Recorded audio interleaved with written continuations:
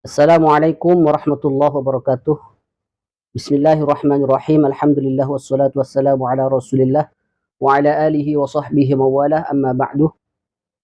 Kita lanjutkan kajian kita kitab Al-Arba'in An-Nawawiyah. Hari ini kita memasuki Al-Haditsus Tsaminu, hadis yang ke-8. Bismillahirrahmanirrahim. An Ibnu Umar radhiyallahu anhuma anna Rasulullah sallallahu alaihi wasallam قال أمرت أن أقاتل الناس حتى يشهدوا أن لا إله إلا الله وأن محمد رسول الله ويقيموا الصلاة ويؤتوا الزكاة فإذا فعلوا ذلك عصموا مني دماءهم وأموالهم إلا بحق الإسلام وحسابهم على الله تعالى رواه البخاري ومسلم. Jadi di hadis yang ini diriwayatkan oleh Abdullah ibnu Umar radhiyallahu anhuma. Mengenai Abdullah bin Umar radhiyallahu anhuma kita sudah bahas di pembahasan di hadis yang ketiga. Bisa kembali lagi ditonton yang pembahasan mengenai hadis yang ketiga.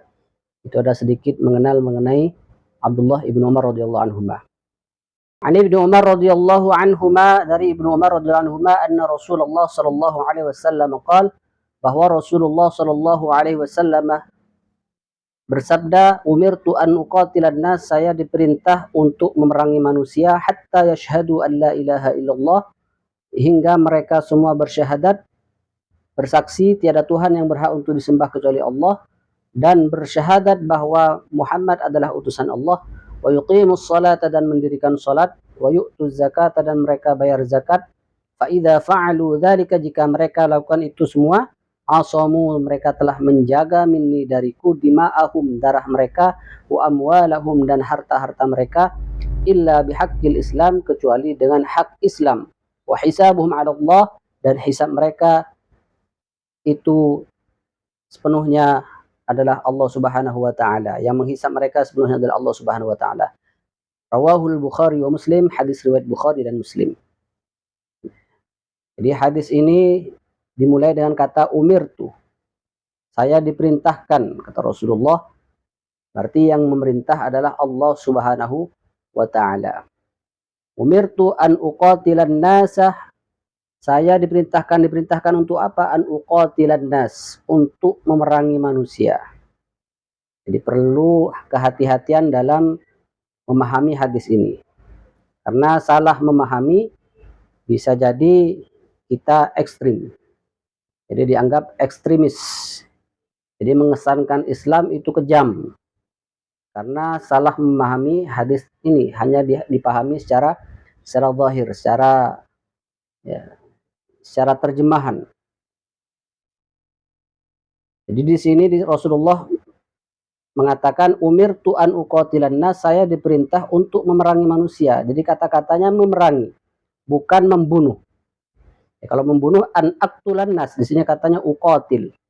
Kita tahu kalau yang pernah belajar tasrif, jadi wazan fa'alah itu menunjukkan makna musyarakah bainal isnain.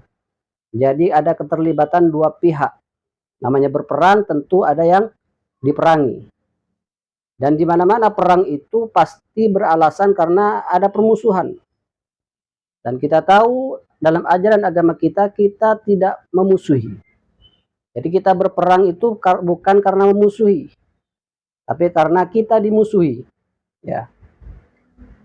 Jadi di sini perintahnya adalah untuk memerangi manusia. Manusia siapa? Yang memerangi kita.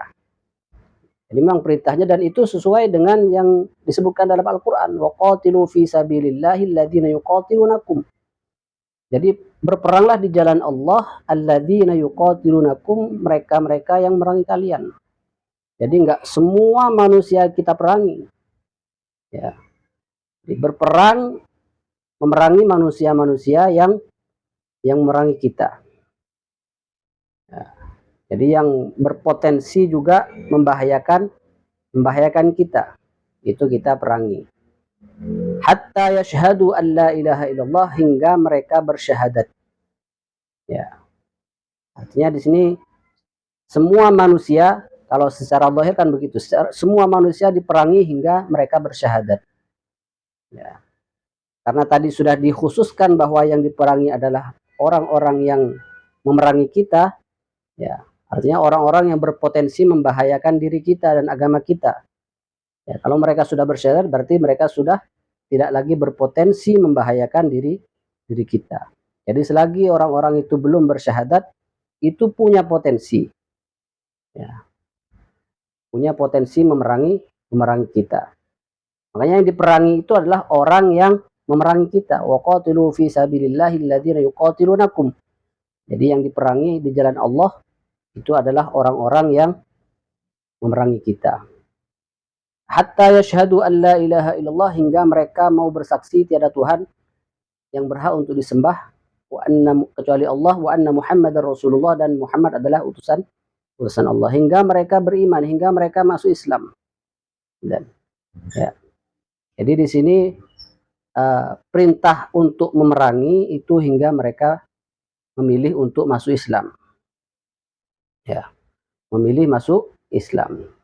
Dan lagi-lagi mereka diperangi itu bukan karena mereka tidak bersyahadat. Ya. Jadi kata Anas tadi itu karena mereka memerangi kita. Ya. Bukan karena mereka tidak bersyahadat. Ya, karena setiap orang yang tidak bersyahadat diperangi, ya itu salah paham, karena tidak begitu kehidupan Rasulullah SAW. Rasulullah berdampingan dengan orang-orang yang non-muslim. Dalam kehidupan Rasulullah, bahkan di banyak hadis bahwa Rasulullah SAW menyebutkan atau bersabda, man adza dzimmiyan faqad adzani, orang yang menyakiti orang non-muslim yang sudah berdamai dengan kita, hidup berdampingan dengan kita, maka sama dengan halnya menyakiti diriku. Itu menunjukkan bahwa pemahaman hadis tentang memerangi manusia hingga bersyahadat ini lagi-lagi bukan karena mereka tidak bersyahadat, bukan karena mereka tidak mau masuk Islam. Jadi mereka diperangi murni karena mereka memusuhi Islam. Ya. Baru mereka itu berhenti memusuhi Islam atau memerangi Islam kalau mereka bersyahadat. Jadi selagi mereka yang memang dari awalnya memang memusuhi Islam, ya mereka nggak akan berhenti terus-terusan memusuhi Islam dan akan memerangi Islam. Dan mereka itulah yang masuk khitab di sini, yang masuk objek perintah di sini yang mesti kita perangi. Ya. Kalau di syarah lain mungkin ada yang mengatakan ujahid. Ujahid ini berjihad. Yang sehingga lebih luas lagi bisa maknanya, karena berjihad itu tidak hanya dengan pedang, tapi bisa juga dengan hujjah. Kalau diartikan dengan ujahid. Ya. Berperang pun kan kalau zaman sekarang nggak mesti dengan senjata fisik, tapi senjata dengan hujjah, dalil, itu juga bisa kita manfaatkan. Orang-orang yang menyerang Islam bukan dengan senjata, tapi dengan hujjah-hujjah, mungkin dengan dalil-dalil sains, maka kita menjawabnya dengan dalil-dalil juga. Ya. Jadi sekali lagi, kehidupan Rasulullah, cara Rasulullah menyikapi perintah untuk memerangi manusia ini bukan sebagaimana yang dipahami oleh sebagian orang-orang yang ekstremis itu, orang-orang yang radikal itu, yang semua dibunuh kecuali mau masuk Islam. Jadi, sehingga menyebabkan teror. Ya, teror di mana-mana, pokoknya yang nggak bersyahadat diperangi. Ya, itu karena salah memahami hadis ini. Dipahami secara zahir, tidak melihat bagaimana kehidupan Rasulullah SAW, bagaimana Rasulullah SAW memperlakukan orang-orang yang tidak bersyahadat. Ya, karena tidak semua orang yang tidak bersyahadat, diperlakukan seperti musuh. Ya, karena banyak yang mau hidup berdampingan, banyak juga yang mau hidup damai. Ya, di mana-mana orang kan tidak dilihat dari agama. Orang yang memang bawaannya suka ribut, ya selalu ribut. Bahkan di antara saudara kita sama muslim aja, kalau memang bawaannya suka ribut, senggol dikit ribut, ya ribut. Jadi yang suka ngajak ribut inilah, ya apalagi kalau ributnya mereka beralasan dengan dasar agama. Maka mereka yang jadi objek perintah untuk diperangi ini. Hatta yashhadu an la ilaha illallah wa anna Muhammadar Rasulullah, hingga mereka bersyahadat, bersaksi bahwa tiada Tuhan yang berhak untuk disembah kecuali Allah, wa anna Muhammadar Rasulullah, hingga mereka istinya masuk Islam. Wa yuqimus shalah, kalau sudah masuk Islam ya mereka tentunya sudah harus mendirikan salat, wa yu'tuz zakat, dan membayar zakat. Ya. Kalau sudah bersyahadat nggak mau salat, yaitu harus diistitabah, harus ditanya, harus diajak taubat. Nggak salatnya kenapa? Karena malas atau karena ingkar tentang kewajiban salat. Jadi kalau sudah bersyahadat, ya mesti salat. Kalau nggak salat, ya kalau karena malas, maka harus diistitabah. Kalau nggak mau tobat, ya pihak yang berwenang dalam secara hukum Islam itu boleh haddu tarikis sholah, ya dibunuh. Karena itu hakul Islam. Tapi dibunuhnya karena had tadi itu. Wa yu'tuz zakat, dan membayar zakat. Ya.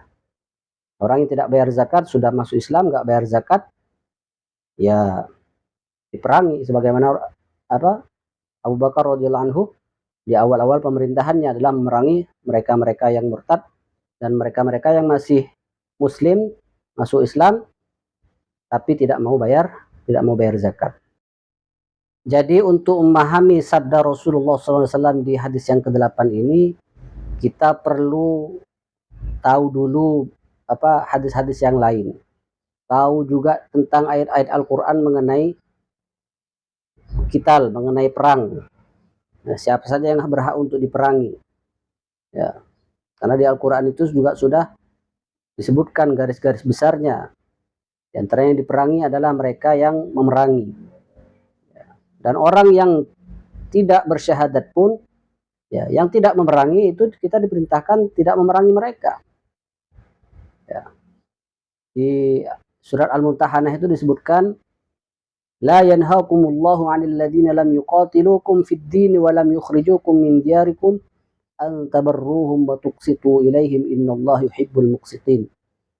Jadi Allah enggak melarang kalian dari orang-orang yang tidak memerangi kalian. Anil ladzina lam yuqatilukum fid din, dalam agama.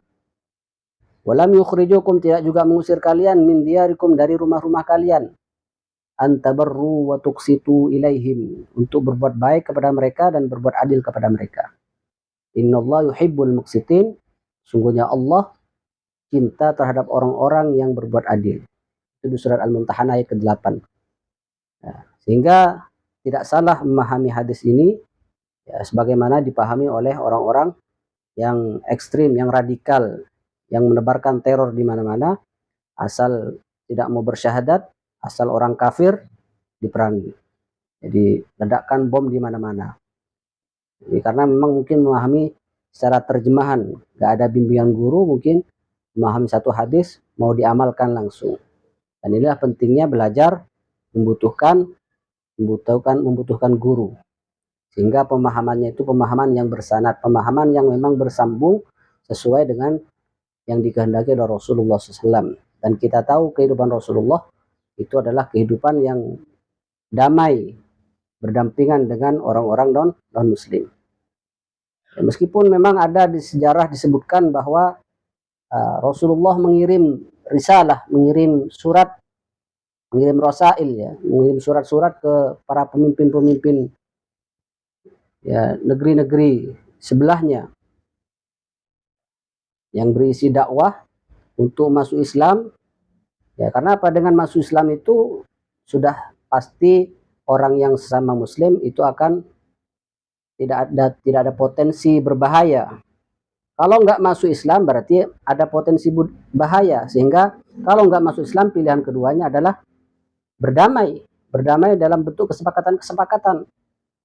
Nah, kalau masuk Islam nggak mau, berdamai juga nggak mau, berarti kan memang ngajak gelut, ngajak perang gitu.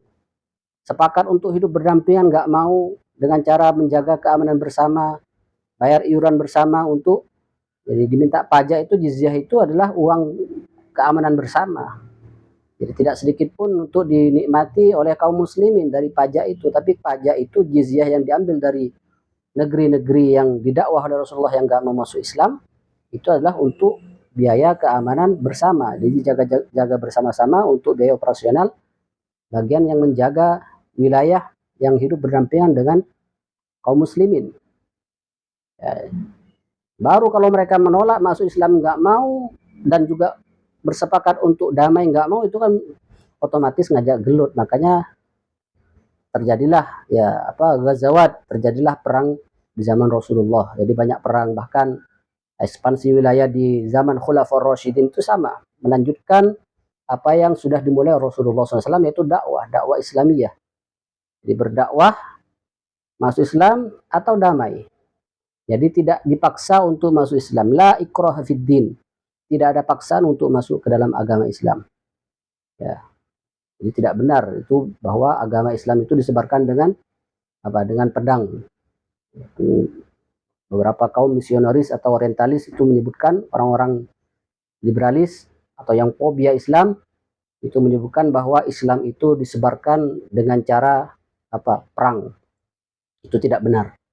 Perang semua yang terjadi di zaman Khulafaur Rasyidin, di zaman khilafah, di zaman kepemerintahan umat Islam, kaum muslimin, itu semuanya perang adalah untuk mewujudkan kedamaian bersama. Jadi menghilangkan potensi-potensi yang ngajak ribut. Ya. Diajak masuk Islam bukan perang untuk memaksakan orang masuk agama Islam. Ya, la ikraha fid din, tidak ada paksaan dalam memeluk agama. Karena konsep agama itu ya harus dengan kerelaan hati, keridhaan. Ya, karena persaksian syahadat itu kan suatu persaksian keyakinan yang harus dilandasi dengan ilmu dan memang keterbukaan hati. Jadi tidak bisa dipaksa, suatu agama itu tidak bisa dipaksakan kepada siapapun. Dan Islam juga tidak memaksa siapapun untuk masuk Islam. Menawarkan Islam, mendakwahkan Islam, iya, tapi memaksakan Islam, tidak. Ya. Dan selalu ingin hidupnya damai. Ya, karena terutusnya Rasulullah sendiri itu adalah wa ma arsalnaka illa rahmatan lil alamin. Jadi Rasulullah diutus itu membawa rahmat, membawa kasih sayang. Jadi dakwah Islam adalah dakwah kasih sayang, dakwah rahmah. Ya. Perang terjadi ya karena itu menghilangkan potensi-potensi hama-hama yang menghambat kedamaian. Ya. Jadi semua terjadinya perang di bawah kepemimpinan kaum muslimin itu adalah karena untuk mewujudkan kedamaian, menghilangkan perusuh-perusuh. Ya, bukan seperti sekarang. Sekarang kan kalau orang kafir yang memerangi Islam atau orang-orang yang negara-negara yang superpower itu memerangi negara-negara yang kecil, itu kan bukan karena untuk mewujudkan kedamaian, tapi memang sengaja mengeruk sumber daya alamnya. Ya, beda, motifnya beda. Jadi motif yang terjadi jihad, ghazawat, semua ma'rokah dalam pemerintahan kaum muslimin itu semua bukan berlandaskan agama, maksudnya bukan berlandaskan atau motif memaksakan agama ataupun menguasai wilayah untuk dinikmati sumber daya alamnya, tidak. Tapi untuk mewujudkan kesejahteraan bersama dan keamanan bersama, hidup damai, rahmatan lil alamin. Ya. Jadi 3 poin di sini ya. Yang pertama, yang diperangi itu adalah orang-orang yang memang yuqatilunakum, yang memerangi. Nah, hingga mereka bersyahadat. Kalau sudah bersyahadat itu sudah berarti sudah potensi untuk memerangi itu sudah tidak ada. Jadi kalau sudah bersyahadat pun mereka juga harus sholat, harus juga zakat. Nggak sholat, nggak zakat, ya harus taubat, diminta taubat. Kalau nggak taubat juga ya diperangi juga.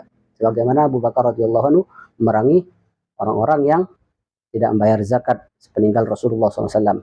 Fa'idha fa'alu dzalika, jika mereka mengerjakan semua itu, artinya sudah bersyahadat, sudah sholat, sudah zakat, maka asamu minni dima'ahum wa amwalahum.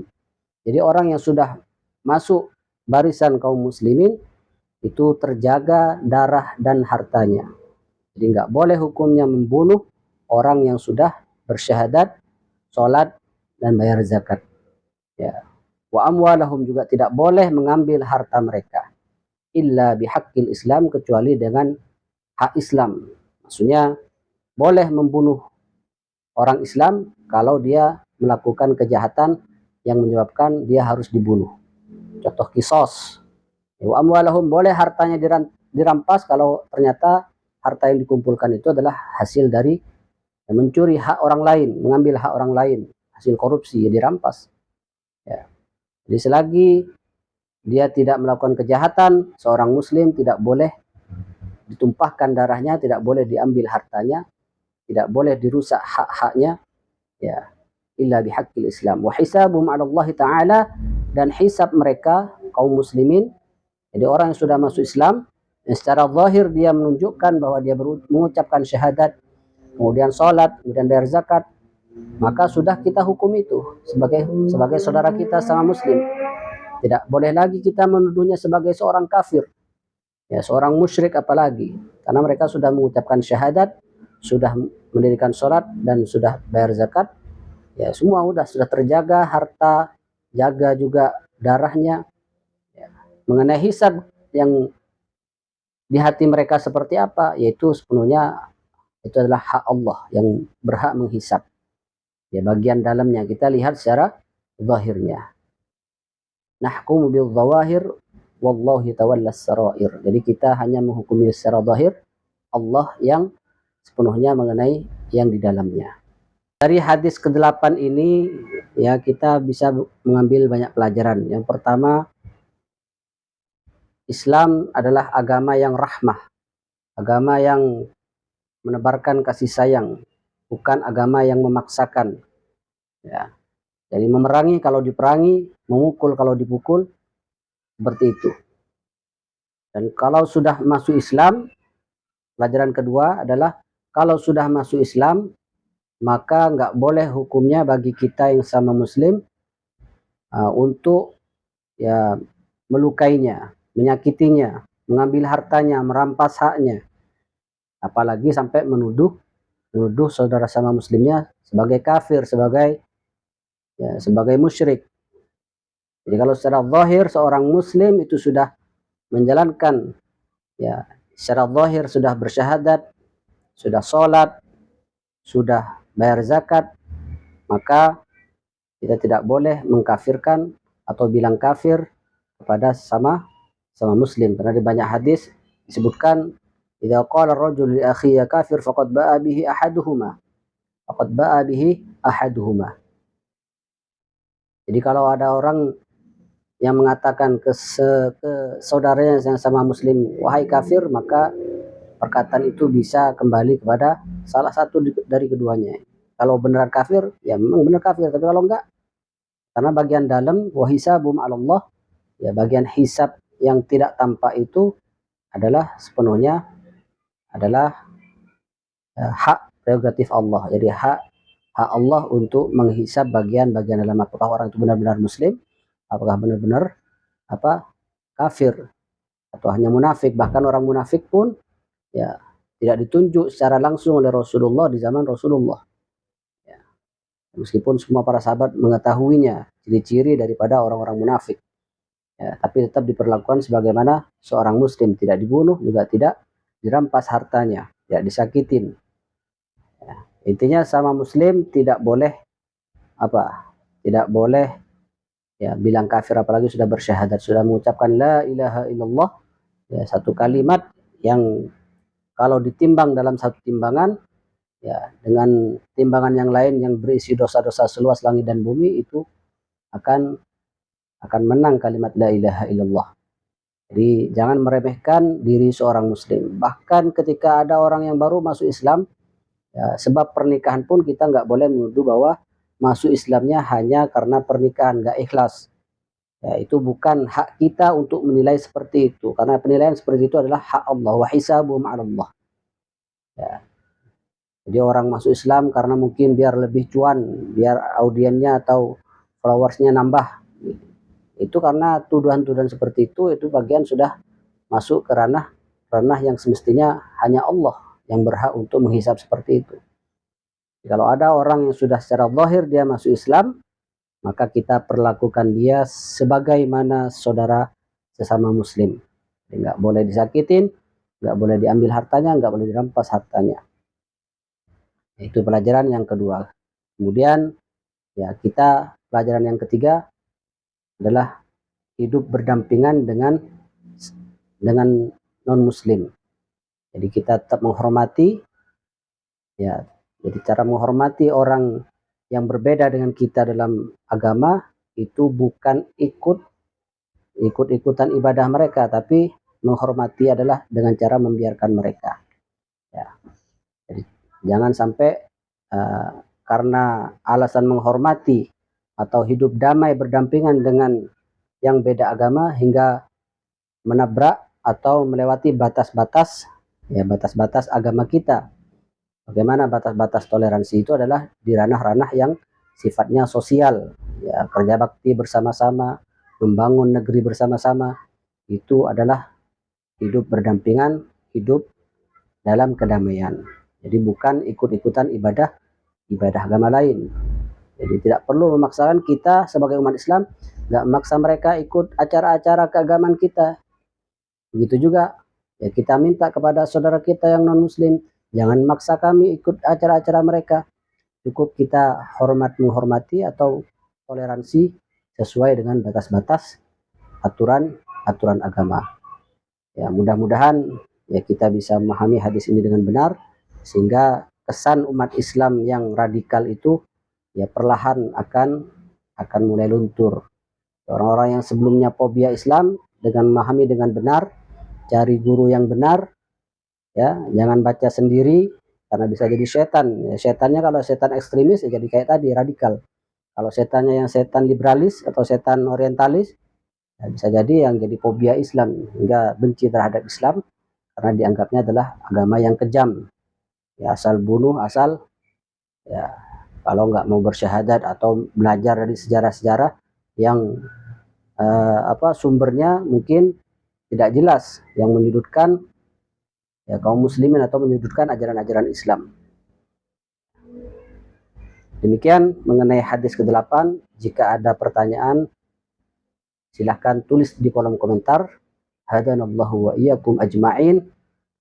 Allahu a'lam bissawab. Subhanakallahumma bihamdika asyhadu an la ilaha illa anta astaghfiruka wa atubu ilaik.